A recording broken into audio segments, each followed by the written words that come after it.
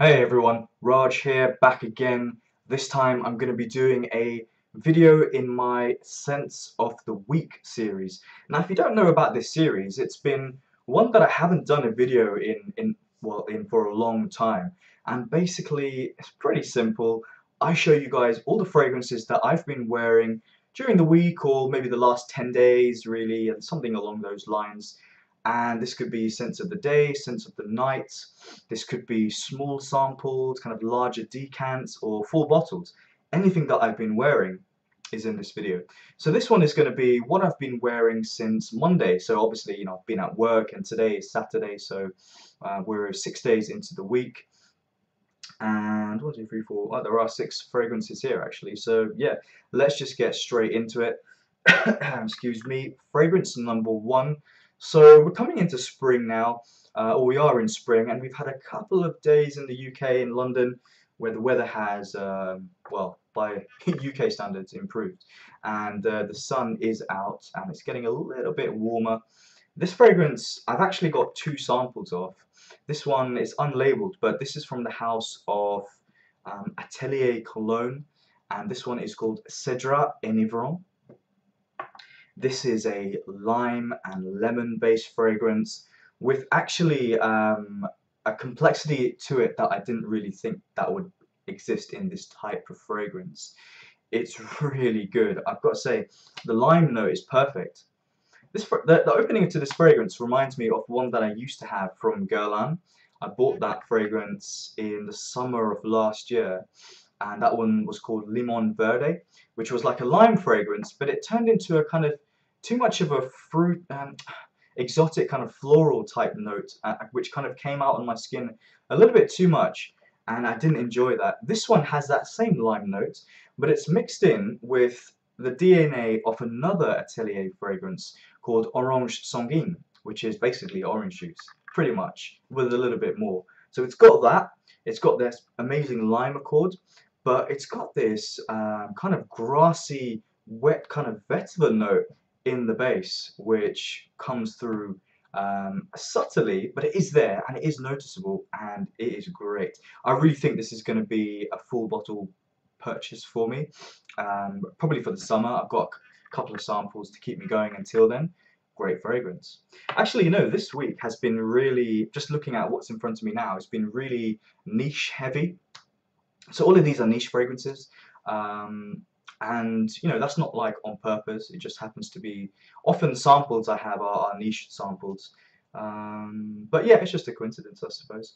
But yeah, anyway, going on to the next fragrance, and yeah, so this one is from the house of Parfums de Mali, and this one is called Habdan.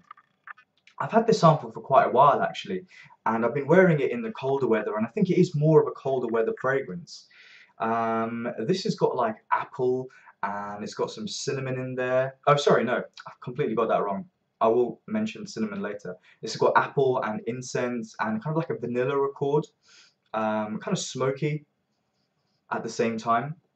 The reason I mentioned cinnamon is because this fragrance reminds me of a fragrance from Hermes, and that one is Ombre Narguilé. But Ombre Narguilé is just much better than this. I really do feel that this one kind of faded on my skin, whereas the Hermes just keeps going with this amazing spicy sweetness, and offers a lot more. Whereas this is kind of like a skeletonized, a stripped back version. Still good. I still like this fragrance, but I kind of faded into something quite ordinary on my skin in the dry down. But the opening in the mid, pretty good, I have to say. I'm just not convinced by it. Good, but not quite good enough. I'm not really going in any order here, so I'm just picking up what's in front of me. So this is actually my scent of the day. Well, I say scent of the day, I can't really smell it anymore because I don't think the performance is that great. This is from Creed, and this one is from their, I've actually forgotten the name of their latest collection, Aqua Originale, I think that's the latest collection. This one is called Aberdeen Lavender. So you've got, vetiver geranium, you've got Asian green tea, Cedrat Blanc, Iris tuberose, or I think it's pronounced in the French way. but this one is Aberdeen Lavender. You know, when I first heard about this collection from Creed, and I saw the name Aberdeen Lavender, I really thought it was going to be kind of a dull fragrance, but it kind of took me by surprise. This lavender note, which is ultra herbaceous, is mixed in with a really smoky leather, which kind of surprises you in the opening. It's actually sweet, and it's mixed in with this kind of Creed kind of apple DNA. Creed are using apple, Granny Smith apple they call it, in a lot of their fragrances recently. Obviously you've got Aventus, Vetiver Geranium, Spice and Wood, to name just the ones that I know anyway. And it's got that accord in there, but suddenly that just goes away, and you're left with the kind of boring kind of white musk, kind of rosy, mild, sweet lavender accord in the dry down. It's a bit difficult to describe because it's so faint, and it just goes from like this really unexpected, smoky, sweet lavender, leathery, which is really great, into just nothing. I mean, I've had this on since about 10 in the morning, and it probably went on for about 4 hours. So not great, but you know, that's the way it goes. Going on to a couple of Xerjoffs. This one I just mentioned in my recent acquisitions haul video from the house, sorry, from the line The Shooting Stars. This one is called Lua. It's all about this sweet melon, a kind of perfumed melon, a rose note, a oud note that I pick up. Well, it's not in the breakdown, but it's definitely there. Very addictive fragrance. I love the way this kind of transforms and just changes on my skin. Really great stuff from Xerjoff. Next fragrance from the house of Xerjoff. I have reviewed this fragrance. For me, one of, or if not the best, fresh fragrance around. I wore this, when did I wear it? I think I wore it on yesterday or Thursday, and it just kind of cemented the idea to me that this is one of the best fresh fragrances around. 1861. Do yourselves a favor, guys, and wear this in warm weather. Sometimes I wear it in the winter just to switch things up, but the way this changes and just the scent that comes off your skin as your skin warms up is amazing. It is beautiful. The lemon note, a mint note, a kind of grassy vetiver kind of note coming in there in the base. Or well, maybe I don't even, not 100% sure if it's vetiver. It's kind of like a grassy element. I need to double check, but it's not obvious to me that it is vetiver. But there is also a kind of floral Lilith Valley note in there in the mid, and it has a great performance. Longevity is fantastic. I loved it from the minute I smelled it. The opening, I have to admit, is a little bit kind of acidic, quite sharp, you know, from the citrus, but that quickly dies down. And beautiful fragrance, really is.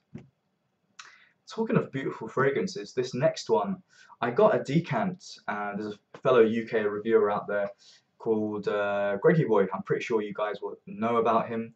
He managed to get a great deal on eBay and decided to split this fragrance in one of the Facebook, the UK Facebook groups. And I knew about this fragrance, and when I saw it, I thought I better jump on this chance of getting this fragrance, because I'd smelled it a couple of times on paper, never tried it on skin, but was kind of keen to get it on and really test it properly. This one is from the house of Roja Parfums. The perfumer behind this is Roja Dove, and this one is called Diaghilev.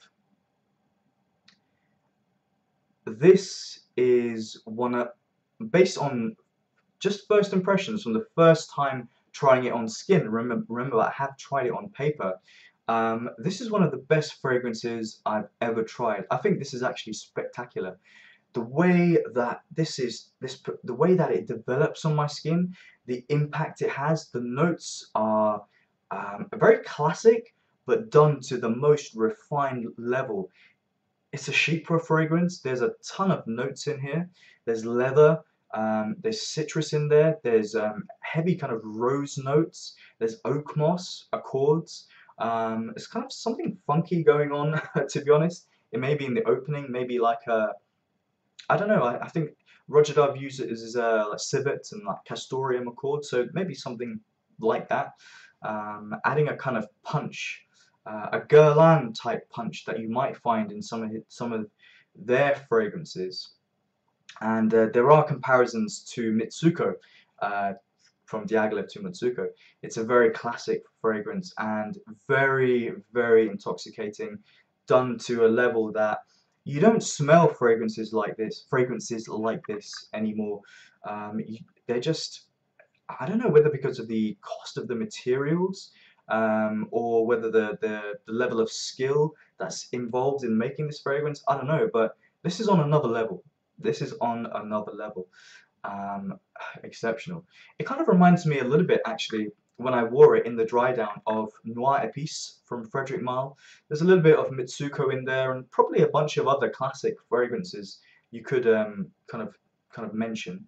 But I think this one does it to a much higher level, but I need to test it a little bit more. That's why I got a decant.